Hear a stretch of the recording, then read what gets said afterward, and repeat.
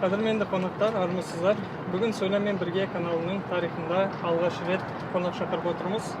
Және біздің алғашқы қонағымыз Қазақстан Республикасының еңбек сіңірген қайраткері, тележүргізуші, журналист Гүлмира Дайрабаева. Қош келдіңіз. Саламатсыздар ма? Саламатсыздар ма? Приветствую вас, друзья, на нашем канале, и хотела бы вам представить нашу новую рубрику, где мы будем встречаться с талантливыми нашими соотечественниками, делиться их опытом, знаниями и интересными историями. Поэтому оставайтесь с нами до конца. И сегодня наша первая гостья Гүлмира Тынышбековна.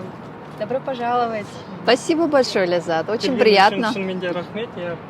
Енді ең алғаш сұрақтан бастасақ, барлығын толғандырып жүрген кеше анаммен хабарласып жатқан кезде сұрап жатыр: Гүлмира Дайрабаева ақш-та не істеп жүр, не бітіріп жүрсіз Америкада, соны сұрасақ.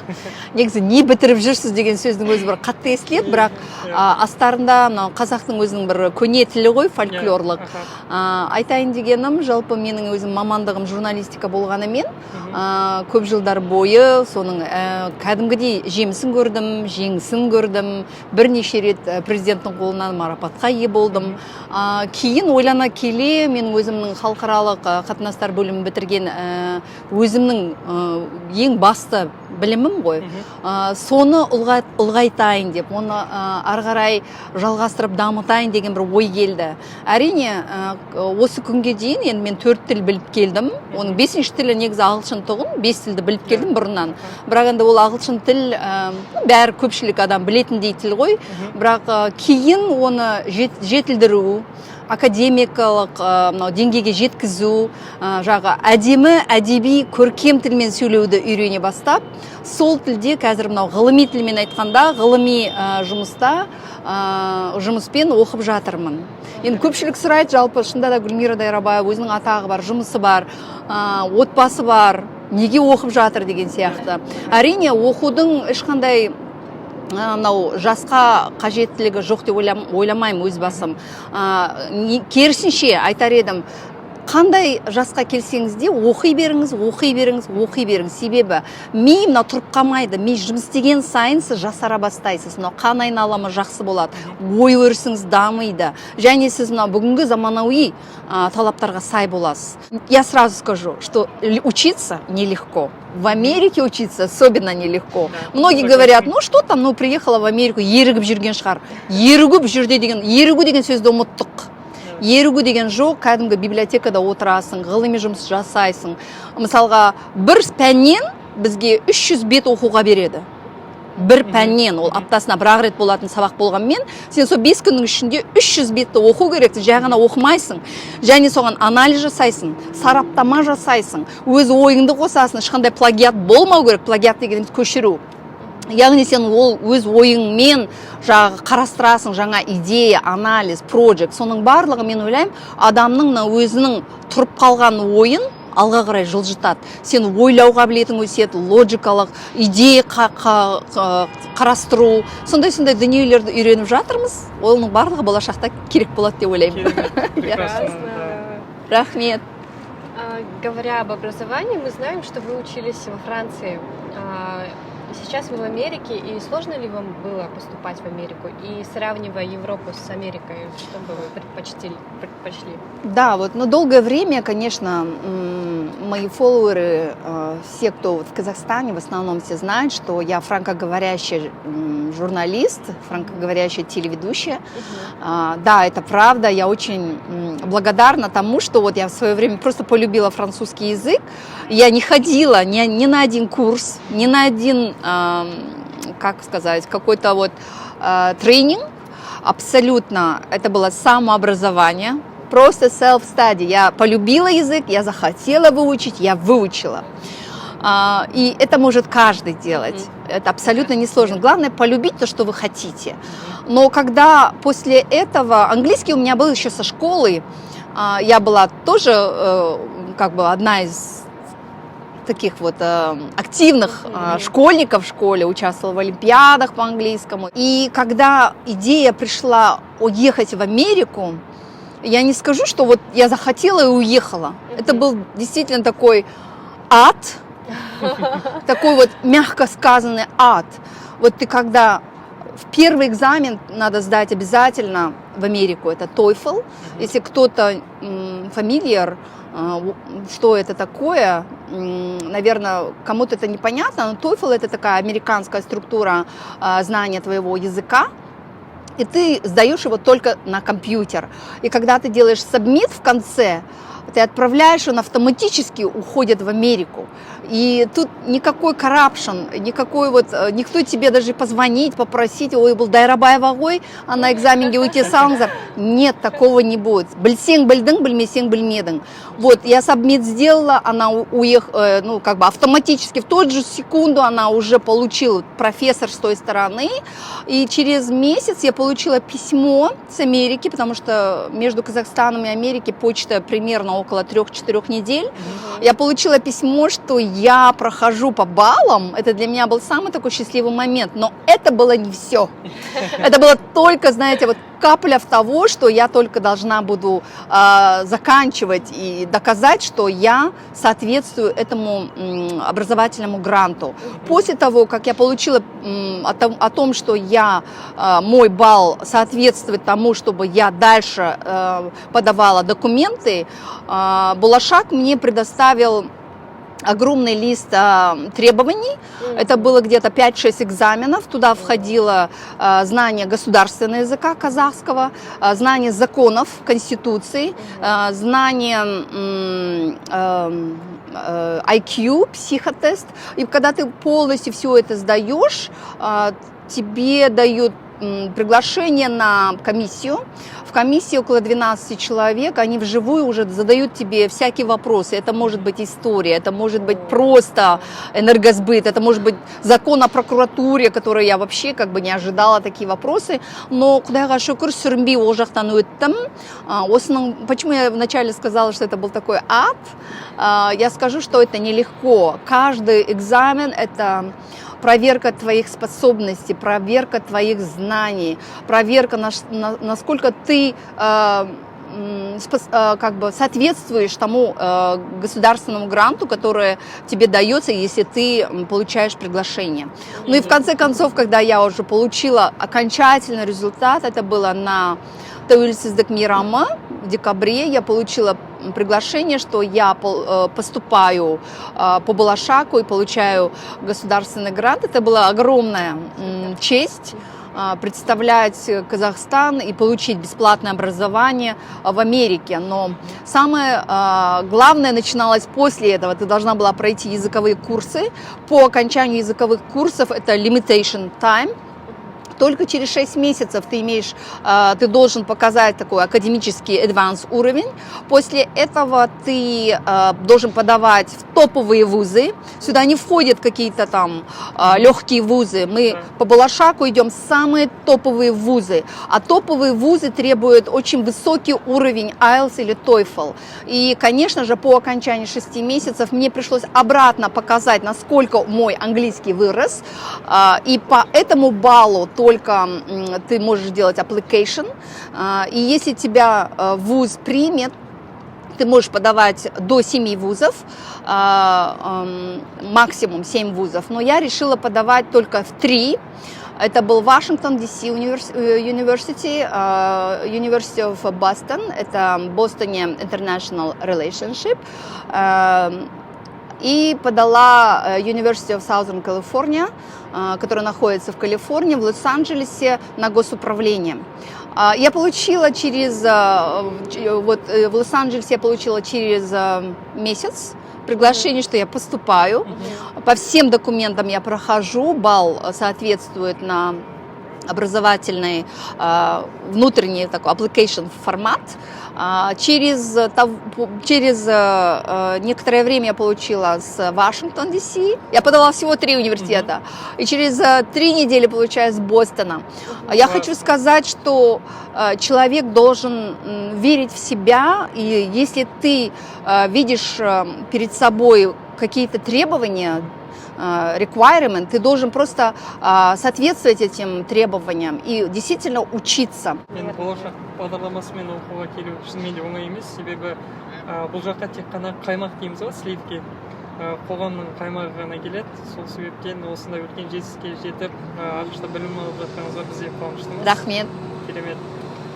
Енді ары қарай жалғастырсақ, жалпы сізге Америка қалай, Лос-Анджелес қаласы көңіліңізден шығып жатыр ма, өмір сүруге қолайлы ма, біліп өтсек?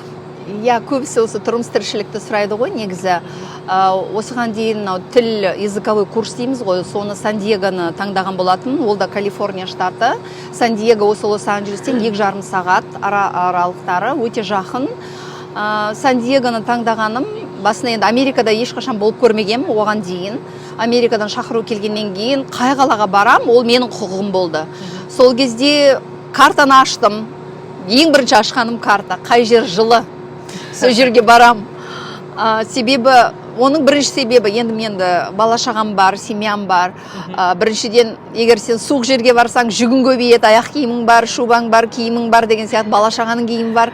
Сонымен зат аздау болсын деген жағы, практикалық жағын айтатын болсам, зат аздау болсын деп жылы жақты таңдадым. Ол Калифорния, осы Сан-Диего болатын.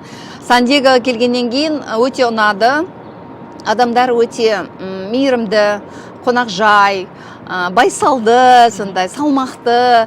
Енді Лос-Анджелеске қарағанда Сан-Диегоның ерекшелігі, о жақта homeless дейді, жағы жай үйсіз жүрген бұзақылық, криминал, оның барлығы өте төмен, өте таза, сондай жақсы жер болғаннан кейін Сан-Диегоны таңдадым. Себебі екі ұлым, кішкентай ұлым, олар Американың паблик скулына баратын болғандықтан, оларға жағы айнала тез үйреніп кететіндей жағдай жасауым керек болды. Сол себептен Сан-Диегоны таңдадым. Кейін олар тілді де, мектепте жақсы оқи бастап, барлығына үйреніп кеткеннен кейін, уже басқа мынау ығы-жығысы көп, Лос-Анджелес сияқты қалаға көшу қиын болмайды, себебі олар уже адаптациядан өтеді. Сондай тұрғыда мен таңдауым солай болған еді. Өйткені енді ана болғаннан кейін бірінші баланы ойлайсың. Мен қойшы, мен шаршасам да, жаяу жүрсем де, өйтіп жетемін. Ал бала сабаққа бару керек, келу керек, ода стресс болмау керек. Ол анау қазақ мектебінен Американың мектебіне келе қалған кезде барлығы жаңаша. Оны математиканы да ағылшынша өтесің, тарихты да, биологияны да, барлығы ағылшынша болғаннан кейін, ең болмаса жан-жағы әдемі болу керек. Ең болмаса жан-жағы тыныш болу керек. Сол кезде бала сабақты алып кетеді. Сол жағдайды жасайын деп, осы Калифорнияны таңдадым. Өзімнің жүрегім осы Лос-Анджелеске жақын болды. Неліктен? Лос-Анджелестің ең бірінші маған жақындығы, өзім енді әртіс болғаннан кейін, шығармашылыққа жақын болғаннан кейін, бұл енді Голливудтың нағыз родинасы ғой, туған отаны. Сол себепті бұл жерде киноиндустрия бар, бұл жақта қаншама театрлар бар. Жай ғана сенесіздер ме? Көшеде жүріп, жұлдыздарды кездесеміз. Жай ғана. Магазинге барсақ, Анджелина Джолиді кездесуге болады. Жай ғана онда бала шағасы бар, ол да ойыншықтар таңдайды, ол да киім таңдайды дегендей, сондай. Жай ғана Дженнифер Энистонды кездесуге болады. Көптеген сериалдарға қатысатын актерлар капюшон киіп алады, кепка киіп алады, көшеде иттермен жүреді. Бұлай түңіліп, бұлай дұрыстап етіп қарасаңыз, кәдімгі танымал актер. Соның барлығын өмірде кездесуге болады. Мысалға, жай ғана завтракке, брекфастқа барсаңыз, бұл жерде көбісі үйде тамақ дайындамайды. Арнайы таңғы асты ішетін үлкен брекфаст сияқты жағы ресторандар болады. Сол жерге кәдімгі танымал актерлар отырады тамақ ішіп. Оны кейін өзің тамағын тойып алғаннан кейін жан-жағыңа қарай бастап барып байқап қаласың. Қарның аш болсаң жан-жаққа қарауға шама жоқ қой. Сондай жағдайлар болған. Сол себептен Лос-Анджелесті таңдадым. Себебі өмір өзі бір қысқа дүние ғой. Қысқа өмірде осы бір мүмкіншілікті пайдаланып, оқуға түсіп, әр жан-жағың әдемі. Оған қоса өзің ойлаған жұлдыздарың жай ғана өмірде кездесіп жатсаң. Оған қоса жай ғана көптеген тұсаукесерлер болып жатады. Мысалға, премьера фильма, премьера кино, көптеген дүниелер, Оскар, барлығы осы Лос-Анджелесте. Біз еще осы даунтаунда тұрамыз. Дәл қазір біз сол даунтаунның қақ ортасында отырмыз. Өзіміз осы жерден екі көшедей жерде тұрамыз. Сол себептен жұлдыздар, көптеген театрлар, кино, шоу, өзіме жақын әлем осы жерде болғандықтан осы жерді таңдадым. Керемет. Мы затронули тему об Америке, о жизни Америки. Как вы считаете, где лучше проживать казахстанцу, казаху в Америке?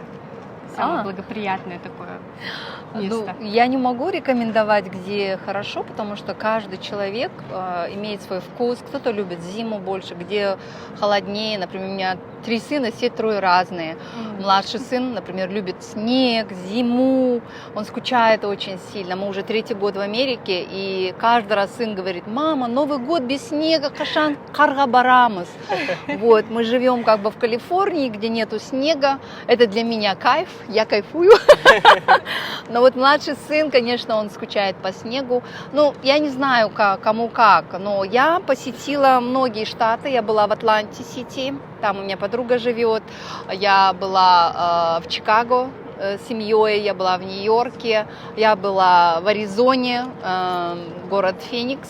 Я посетила очень много городов, штатов. У меня сейчас в плане стоит Вашингтон, Д.С., там живет у меня подруга, у нас семейные друзья там учатся, поэтому мы вот хотим каникулы провести вместе, потому что дети скучают, и это такая семейная пара, которой мы дружим.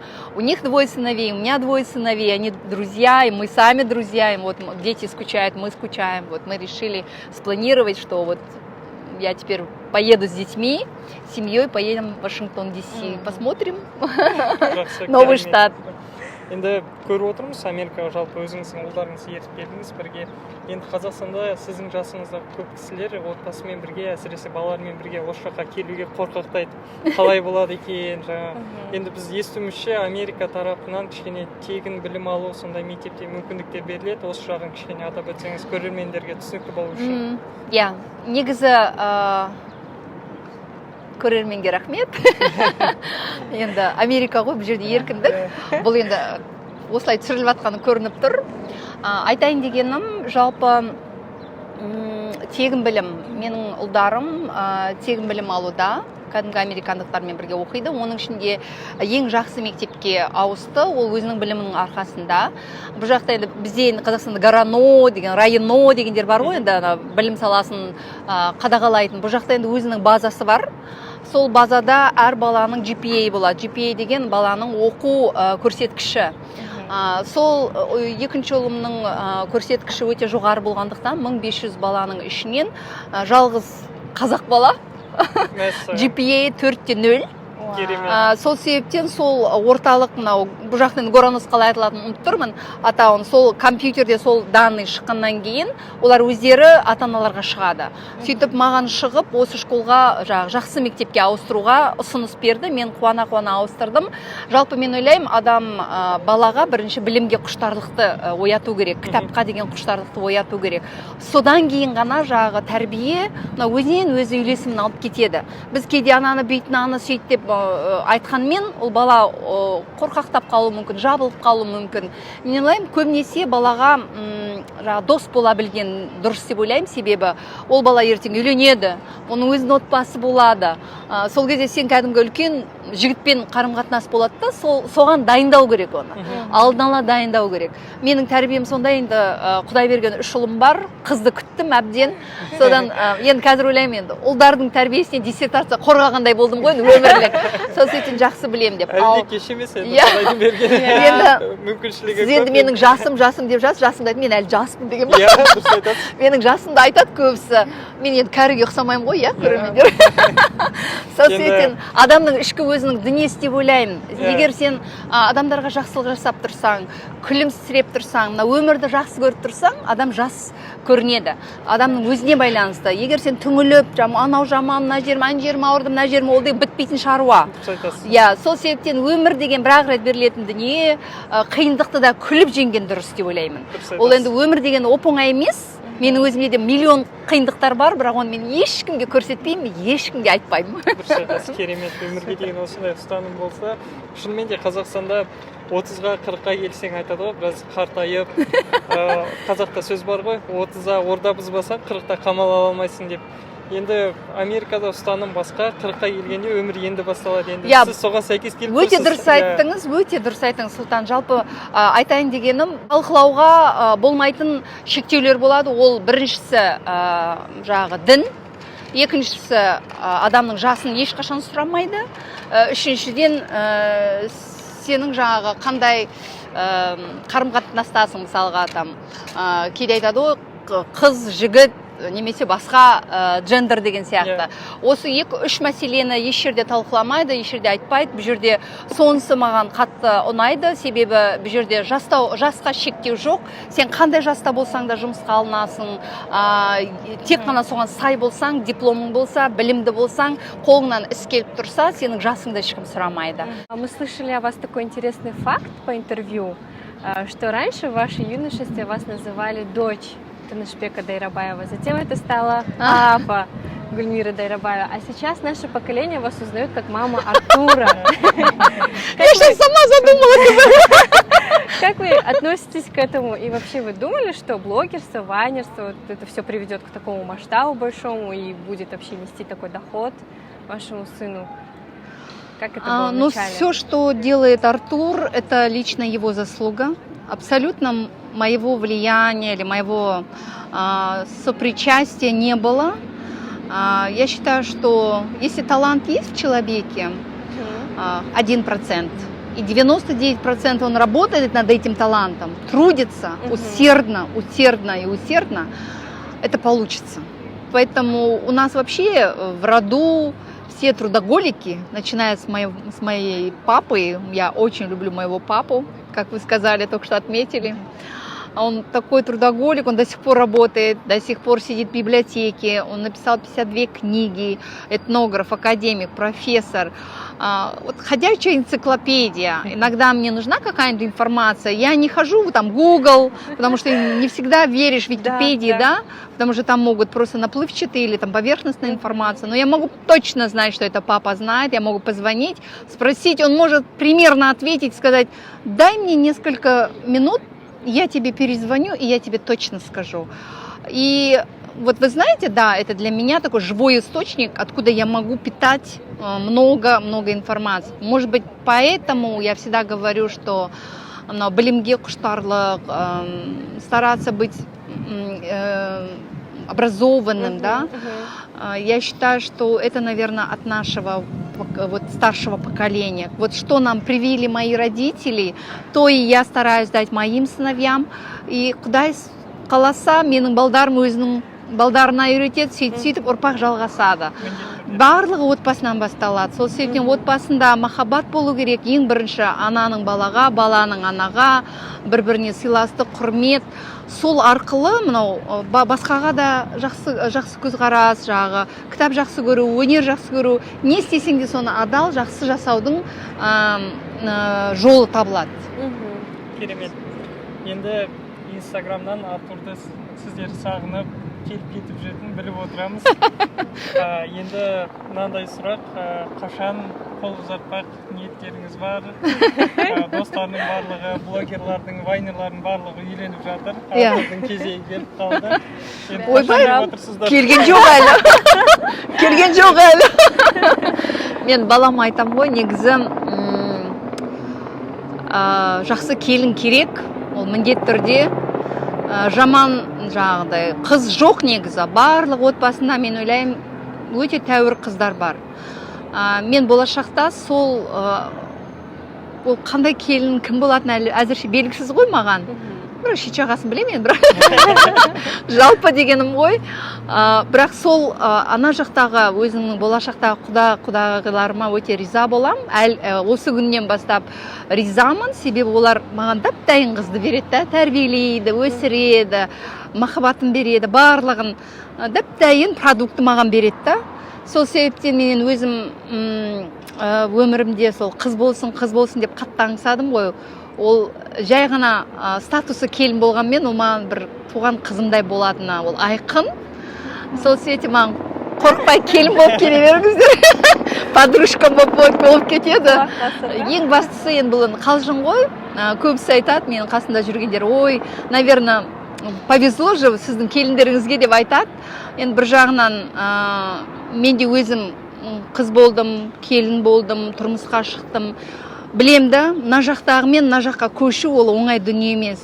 Өз үйінде 20 жыл, 25 жыл өскен қыз кейін бөтен жерге келіп, бөтен дәстүр, бөтен аймақ, бөтен тамақ, бөтен қарым-қатынас, бөтен туысқандар барлығына үйрену ол қиын дүние. Сол сәтте қасынан табылып, қолпаштап, еркелетіп, сондай жағдай жасау керек. Өзің ұлыңа емес, сол қызға.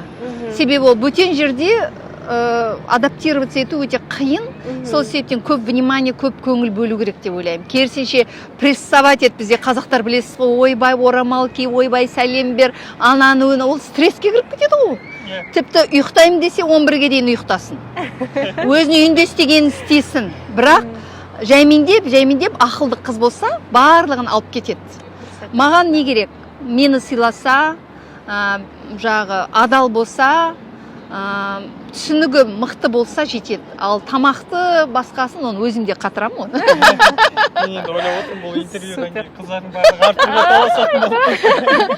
Енді жалпы үйлену деп жатсыз ғой, мен енді ұлыммен кәдімгідей дос ретінде күшті сөйлесеміз, тәй шүкір.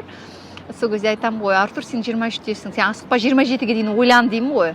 Әлі жүр, табыстап, қалыптас, жан-жағыңа қара, біздің мынау тегімізге сай, өзіңе сай, өміріңде бір рет қана үйленіп, сол отбасымен шынайы кәдімгідей бір керемет бір тұтасып кетуге, сол бір көзқараспен дайын болған кезде саналы түрде ғана үйленесің деп ақылдасқанбыз. Енді оны Құдай біледі ғой, енді 27-те бола ма, 25-те бола ма.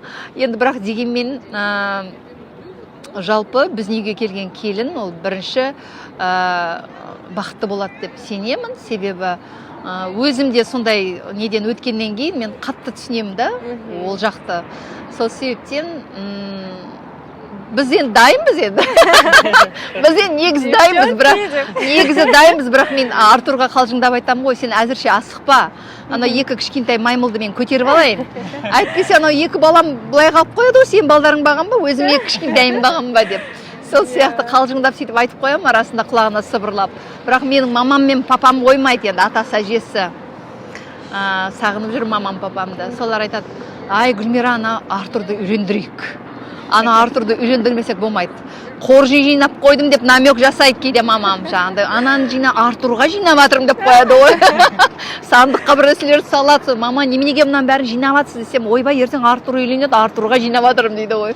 Сонда ол немерелердің үлкені ғой, сол себептен ол немере болғаннан кейін атасы әжесі сондай бір сандық жинап, ертең құдаларға анау мынау деп қоржын деп сөйтіп дайындап жатыр, енді білмеймін енді.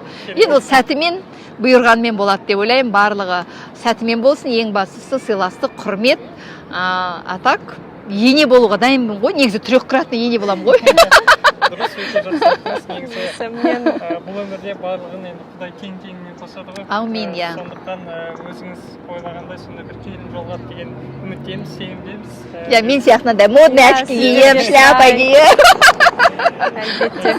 Келесі сұраққа көшсек. Да, ну и напоследок хотелось бы у вас спросить, то есть попросить вас дать совет нашей молодежи, дать мотивацию, потому что вы яркий представитель таких успешных людей из Казахстана, поэтому я думаю, это будет очень так большой. Спасибо большое. Ну, я как-то давала интервью для канала Info 365. Я знаю, это вот для тех, кто старается эмигрировать и покинуть страну и уехать в чужие страны, чтобы жить, например, там во Франции, там в Италии, я не знаю, в Америке, в Англии, ну где угодно. Тогда они мне говорили, да, вы одна из успешных женщин, которая сделала сама себя. Говорят же там, каждый по-своему делает свой успех, но я благодаря воспитанию, благодаря своим родителям, хочу очень поблагодарить своих родителей, что они дали мне самое главное – любить жизнь, любить людей, любить то, что ты делаешь. И вот это через любовь у меня это получается. Потому что я это делаю честно, я делаю это от души. Я понимаю, что я устаю, но я получаю удовольствие. И когда ты любишь эту работу, и когда это получается, оно тебе дает успех. Я считаю, что вот этот success, который тебе как результат приходит, это огромное наслаждение, удовольствие. Не просто за это тебе еще и платят, ты еще получаешь наслаждение, удовольствие. А получать удовольствие – это продление твоей жизни, это счастье, это настроение, которое ты приносишь домой. А мотивация, хочу сказать, в первую очередь, молодежь, пожалуйста, любите книгу, любите читать. Рвите, ну я не знаю, надо рвать и метать сейчас, потому что если ты много знаешь, ты много получишь. Не так, что ты купил диплом и ты ничего не знаешь, это опасно. Я бы никогда не пошла к медику, который купил диплом, потому что я не уверена, что он сможет правильно найти, где диагноз и что лечить и как это лечить. Это опасно для здоровья. Поэтому, пожалуйста, честно получайте дипломы, учитесь. И самое главное, верьте в себя. Америка, она доступна. Можно получить шикарное образование в Америке, учиться бесплатно. Я знаю, у нас есть парень, который сразу учится в 2 университетах. Я очень горжусь этим парнем, который говорит, я приеду с 2 дипломами. Почему? Он хочет с этим 2 дипломами дать много для нашей страны. И таких ребят очень много. Давайте стремиться быть образованными, не бояться то, что жизнь, она трудная, она везде трудная, но если вы будете через эти трудности идти, вы становитесь сильнее, и вы побеждаете, и придете к победе как результат. Поэтому всегда надо прочерчивать свой путь, как схему, что вот этот этап я прошла, да, это было трудно, но когда ты видишь результат, ты наслаждаешься тем, что ты, да, прошел этот этап, и уже поворачиваться туда и смотреть с такой улыбкой, что да, это было очень трудно, я и даже и плакала, и не получалось, но сейчас я победила. Поэтому я вам советую, никогда не опускайте руки, самое главное, верьте в себя, never give up, то через трудности можно прийти к победе. Не бойтесь ничего, вперед! Енді дәл осындай әдемі нүктеде біз өзіміздің бүгінгі санымызды аяқтайық. Қонақ болып келгеніңіз үшін сізге үлкен рахмет. Керемет сұхбат болды. Енді осы видео арқылы көптеген адам өзінің өміріне қажеттісін алады деген сенімдеміз. Егер видео біреуге қандай да бір көмек тигізетін болса, ол біз үшін өте қуаныш, бақыт. Сондықтан барлықтарыңызға рахмет. Келесі сандарда кездескенше күн жақсы ағайын. Сіздерге де үлкен рахмет, сәттілік тілеймін. Мынау бастамаларыңыз жақсы өтсін. Енді сіздер Чикагода өз осы дүниелеріңізді жалғастырады деген үлкен үмітім бар. Сол сәттілігімен жалғассын. Әрдайым осылай сәлеміміз түзу, адамгершілігіміз мол, табысты өмір болсын. Ең бастысы аман есен болайық. Елге сәлем. Жақсы, барлықтарыңызға денсаулық тілейміз, сау болыңыздар.